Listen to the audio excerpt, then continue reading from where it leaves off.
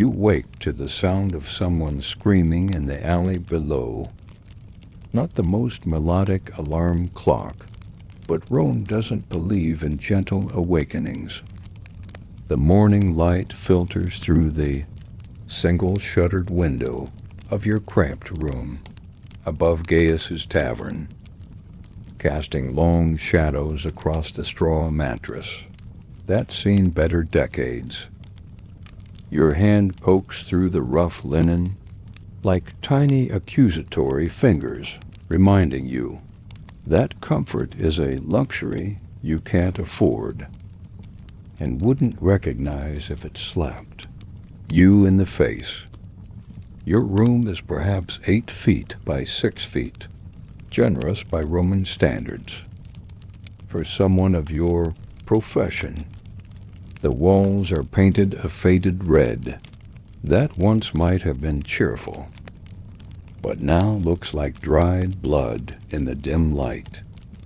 Someone before you scratched a crude drawing of a phallus into the plaster near the bed, because apparently even your predecessors had a sense of workplace decoration. The floor is packed earth-covered, with reed mats that crunch underfoot like autumn leaves, except instead of the romance of fall, they're crunching because they're full of things you'd rather not identify. The smell hits you as consciousness fully returns. That particular cocktail of wood smoke, stale wine, human bodies, and something that might generously be called cooking, wafting up from the tavern below. It's the scent of Rome itself, really. Ambition mixed with decay. Grandeur seasoned with bodily functions. You've grown so accustomed to it that clean air would probably make you dizzy at this point. Your tunic lies crumpled on the floor where you dropped it last night. The fabric rough-woven wool, dyed that particular shade of brown that hides stains beautifully. Practical clothing for a practical woman. You pull it over your head, feeling the familiar scratchiness against your skin. The Romans may have conquered most of the known world, but they never quite conquered the art of making comfortable undergarments. The strophium, that band of cloth you wrap around your breasts, does its job with all the elegance of a rope harness. But it keeps things where they need to be during the more athletic aspects of your workday. You splash water from the ceramic basin onto your face, the liquid shockingly cold against your skin. The water is yesterday's water, and tomorrow it will be today's water, because fresh water is another luxury that doesn't make it up to the second floor very often. You've learned to appreciate the simple pleasure of being clean, even if it's temporary. The Romans are obsessed with bathing, but that obsession doesn't extend to providing personal bathing facilities for people like you. The public baths are an option, but they cost money you don't always have, and they're not exactly designed for relaxation when you're constantly being evaluated, like livestock at market. Your cosmetics sit on a small wooden shelf that Gaius knocked together from scrap wood. A bronze mirror polished to a reasonable shine, a few pots of different colored powders, and a stick of antimony for darkening your eyes. The mirror shows you a face that's held up reasonably well, considering. 25 years in the empire will do things to a person, but you've avoided the worst of it. Your teeth are mostly intact, your skin hasn't been completely ravaged by the sun or disease, and you can still manage what passes for an alluring smile when the situation calls for it. The antimony goes on with practiced ease, a dark line around each eye that makes you look mysterious and exotic, or at least that's what you tell yourself. The Romans loved their exotic women, though they're not particularly interested in the women themselves. Just the idea of them.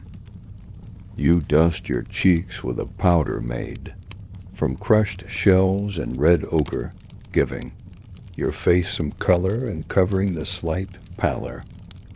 That comes from spending most of your time indoors.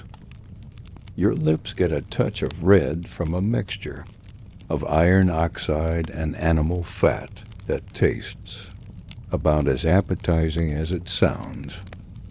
The sounds of the tavern below are already in full swing, even though the sun is barely up. Rome is a city that never quite sleeps, and Gaius's establishment caters to that insomnia.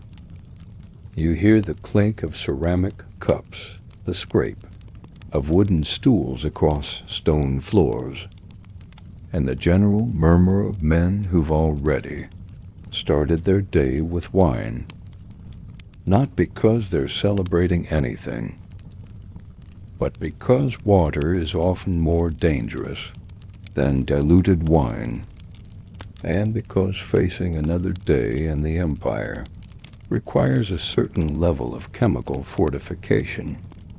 Your sandals, simple leather affairs, that have been resold more times than you can count, slide onto your feet with the ease of long practice.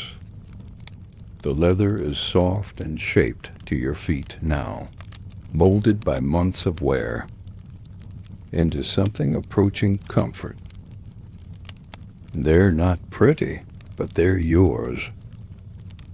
And that's not nothing in a world where ownership is often a temporary condition. You make your way down the narrow wooden stairs, each step creaking under your weight. The stairs are steep and narrow, designed by someone who clearly never had to navigate them while wearing a tunic and trying to maintain some semblance of dignity. The handrail is worn smooth by countless hands, and you can feel the slight indentations where fingernails have dug enduring, particularly challenging descents. The tavern proper is a long, narrow room with a low ceiling blackened by smoke from the oil lamps in the small fire pit where Gaius does his cooking. The tables are rough wooden planks supported by equally rough wooden legs scarred with the marks of countless meals and conversations. The walls are decorated with a few faded frescoes that might have been beautiful once, but now look like abstract art created by water damage and neglect. Gaius himself is behind the bar, a man in his 50s, with the kind of permanently stained hands that speak of a lifetime spent handling wine and food. His hair is thinning on top, but makes up for it with enthusiasm around the sides and back, giving him the appearance of a man who's been struck by lightning and decided to make it a permanent style choice. He grunts in your direction his version of a cheerful morning greeting and jerks his head toward the kitchen area. "Bread's fresh," he says, which is Gaius speak for there's food if you want it. The bread is dark and dense, made from whatever grains were cheapest at the market that week. It's filling, and it won't kill you, which puts it ahead of many Roman breakfast options. You tear off a piece and dip it in a bowl of olive oil. That's been sitting out long enough to develop a slight film on top. The oil tastes green and bitter, with that particular sharpness that comes from olives that were pressed before they were fully ripe. The morning customers are the usual collection of early risers and late stayers. Marcus, a cloth merchant with permanently purple-stained fingers, is already deep in conversation with a man you don't recognize about the rising cost of Syrian silk. Two laborers from the construction site down the street are sharing a jug of wine and complaining about their foreman, who apparently has strong opinions about how quickly bricks should be laid and isn't shy about expressing them. The tavern serves as an informal social club, news center, and general meeting place for the neighborhood. People come here not just for the wine and food, but for the human contact, the gossip, the sense of being part of something larger than themselves. It's like the world's first social media platform, except instead of scrolling through posts, you're scrolling through conversations, and instead of likes, you get knowing nods and the occasional shared drink. Your regular customers start filtering in around mid-morning. There's Lucius, a clerk who works in the grain distribution office and always smells faintly of barley dust. He's a quiet man who pays promptly and never makes unreasonable demands, which puts him in the upper tier of clientele. Then there's Titus, a retired soldier who's seen better days and has the scars to prove it. He tells the same stories about his campaigns in Gaul, but he tells them well. And sometimes a good story is worth more than originality.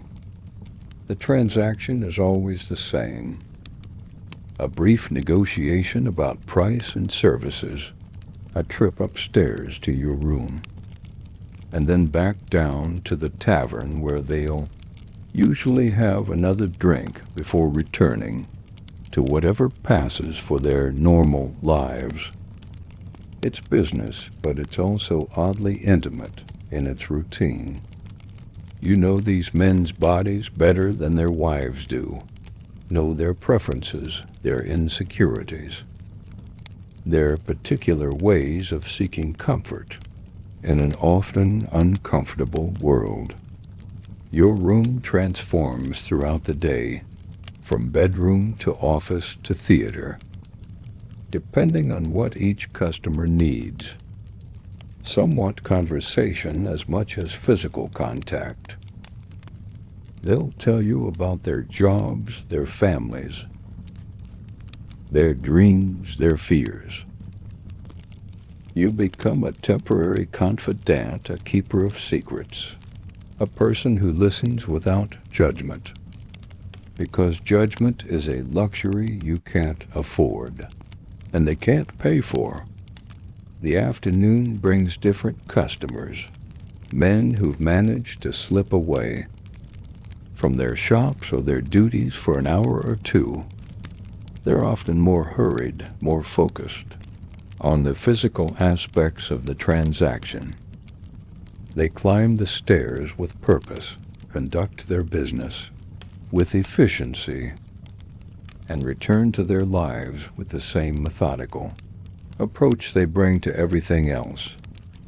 Between customers, you sit in the tavern and observe the flow of Roman life. The conversations reveal the concerns of the empire in miniature. The price of grain, the latest news from the provinces, the behavior of various officials, The weather, the gods, the quality of the latest gladiator matches. It's like having a front row seat to history, except history is mostly made up of people, complaining about the same things people have always complained about. The wine flows steadily throughout the day, diluted with water to varying degrees, depending on the customer's preferences and financial situation. Strong wine is for special occasions or for people who've given up on having anything resembling a functional tomorrow. Most of the patrons prefer their wine watered down to a ratio that allows them to maintain some semblance of coordination while still achieving the desired level of social lubrication. The food at Gaius's tavern is simple but edible. Bread, cheese, olives, sometimes a stew, made from whatever meat was available. At the market, Gaius has a talent for taking ingredients that might be past their prime and turning them into something approaching palatable. His seasoning philosophy seems to be, when in doubt, add more garum, which works surprisingly well. Garum, that fermented fish sauce that Romans put on everything, is like the ancient world's ketchup, except it smells like low tide and tastes like the ocean's revenge. The afternoon customers blur together in a parade of faces and bodies and needs. There's the baker who always smells of yeast and flour, whose hands are permanently dusted with a fine coating of both. The scribe who has ink stains on his fingers and speaks in the measured cadences of someone who spends his days writing other people's words. The soldier on leave who carries himself with a rigid posture of military discipline, but whose eyes hold the particular exhaustion of someone who's seen too much. Each interaction is a small drama played out in the confines of your room. The negotiations, the brief moments of connection, the careful boundaries that keep business from becoming personal. You've learned to read people quickly. Who's going to be demanding? Who's going to be gentle? Who's going to want to talk? Who's going to want silence? It's a skill that serves you well in this profession, this ability to adapt to whatever each person needs, while maintaining enough of yourself to get through the day. The light from your window shifts throughout the day, marking time more reliably than any sundial. Morning light is harsh and revealing, showing every imperfection in the room and the people who occupy it. Afternoon light is softer, more forgiving, casting everything in a golden glow. That makes even the crude decorations look almost elegant. Evening light is romantic in spite of itself, turning the shabby room into something that might pass for cozy if you squint a little. Your breaks between customers are spent in the tavern, where you've claimed a particular stool near the kitchen that gives you a good view of the room, while keeping you close to the food and drink. The other women who work in the neighborhood sometimes stop by. Claudia, who works out of a room above the blacksmith's shop, and Julia, who has a regular arrangement with a merchant, who travels frequently. The three of you form an informal support network, sharing information about difficult customers, good customers, and the general hazards of the profession. The conversations with your colleagues are frank and practical. Who's paying well, who's causing trouble, what the Latest rumors are about possible changes in local laws or enforcement. There's a camaraderie born of shared experience, an understanding that comes from navigating the same challenges in a world that's not particularly interested in your welfare. It's sisterhood forged in the practical realities of survival. The evening brings a different energy to the tavern. The day workers have finished their shifts and are looking for relaxation, entertainment, and the kind of social interaction that helps them forget about tomorrow's responsibilities. The noise level increases, the laughter becomes more frequent, and the atmosphere becomes more festive. It's like watching a play where the same actors perform different roles depending on the time of day. Your evening customers are often more talkative, more interested in the social aspects of the interaction. They've had time to unwind from their day, perhaps a drink or two to loosen their tongues, and they're looking for connection as much as physical release. These are the customers who'll tell you about their wives, their children, their dreams of advancement or escape. They're seeking a different kind of intimacy, one that's emotional as well as physical.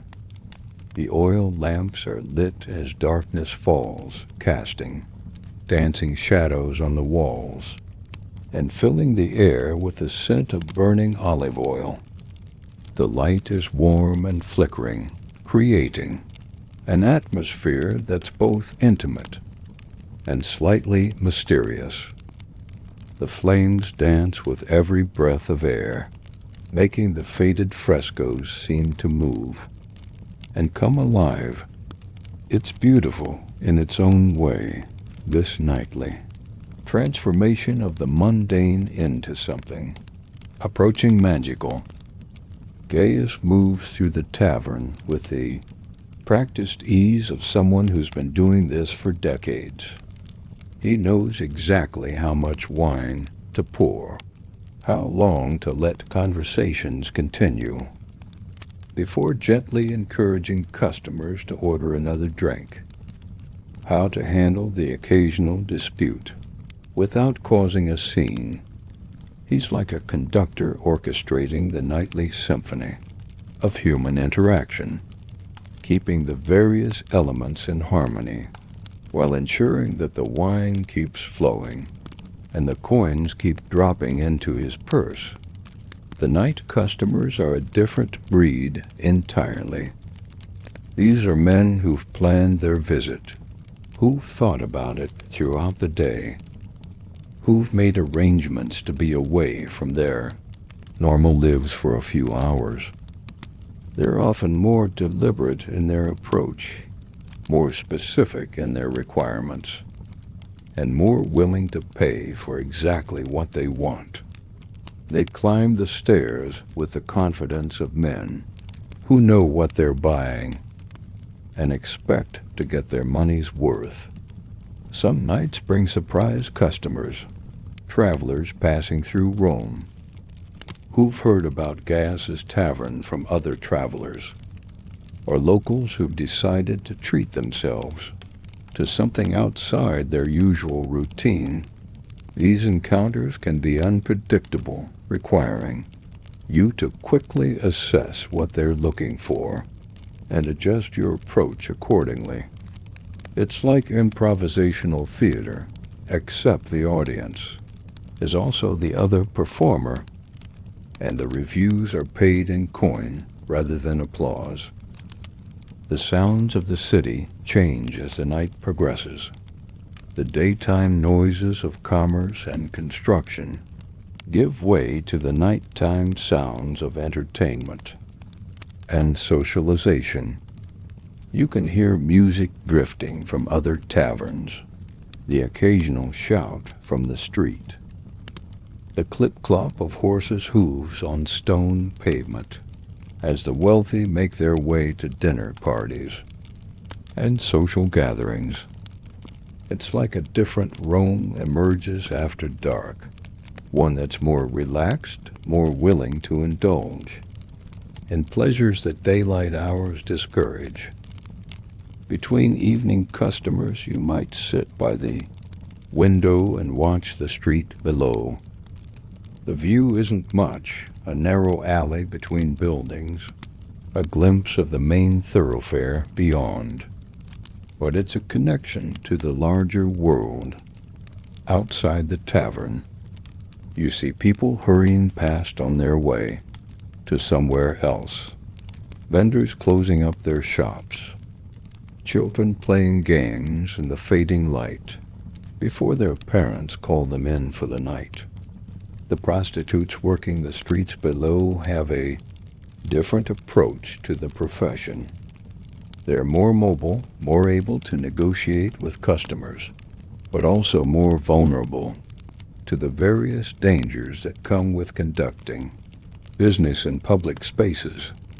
You watch them work with a mixture of professional interest and personal sympathy, knowing that you're all part of the same informal economy, all finding ways to survive.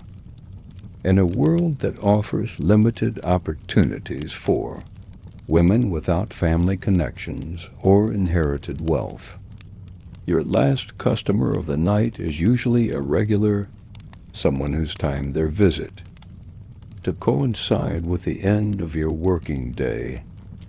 It's often someone who wants more than just a quick transaction, perhaps a longer conversation, a more intimate connection, or simply the comfort of familiarity. These encounters can be the most satisfying in their way because they involve genuine human connection rather than just the exchange of services for money. As the night winds down, the tavern gradually empties. The last customers finish their drinks and make their way home to wives, families, or empty rooms. Gaius begins the process of closing up, banking the fire, washing the cups, wiping down the tables, counting the day's takings. It's a ritual that marks the end of one day and the preparation for the next, a daily cycle that provides structure and meaning to what might otherwise be an endless series of identical experiences. You help with the closing routine, partly because it's expected and partly because it gives you something to do with your hands while your mind processes the day's events. The repetitive motions of cleaning and organizing are soothing, a way to transition from the performance of your professional persona back to whatever version of yourself exists. In the quiet hours between customers, the tavern after hours is a different place entirely. Without the customers and the constant flow of conversation, it becomes intimate and almost peaceful. The shadows seem deeper, the silence more complete. It's like being backstage after a performance, when the actors have removed their costumes, and the theater has returned to being just a building, with wooden floors and painted walls. Your room at the end of the day is both sanctuary and prison. It's the one space that's truly yours, where you can drop the professional mask and simply exist as yourself. But it's also the place where you conduct your business, where strangers become temporary intimates, where the boundaries between public and private, performance and reality become blurred beyond recognition. The straw mattress receives you again, no more comfortable than it was in the morning, but somehow more welcoming after a long day. The rough linen sheets washed periodically in the public laundry, carry the scent of soap and sun and other people's lives. They're not luxurious, but they're clean and they're yours. And that's enough. The sounds of the city at night are different from the daytime sounds. More distant, more mysterious. You can hear the night watch making their rounds, calling out the hours and the state of the weather. Somewhere in the distance, a dog barks and another answers. The occasional cart rumbles past, loaded with goods, for the markets that will open before dawn. It's the sound of a city that never quite sleeps, a place where someone is always awake, always working, always pursuing the endless business of survival. Your thoughts as you lie in the darkness are a mixture of practical concerns and larger questions. How much money did you make today? Was it enough to cover your expenses? What about tomorrow? Next week? Next month? The financial calculations of survival are always present, a constant background hum of worry and planning and hope. But there are other thoughts, too, about the men you've encountered, their stories, their needs, their particular ways of seeking connection. Sleep comes gradually, bringing dreams that are sometimes peaceful and sometimes troubled, but always temporary. And in the morning, someone will be screaming in the alley again, because Rome never changes, even when everything else does.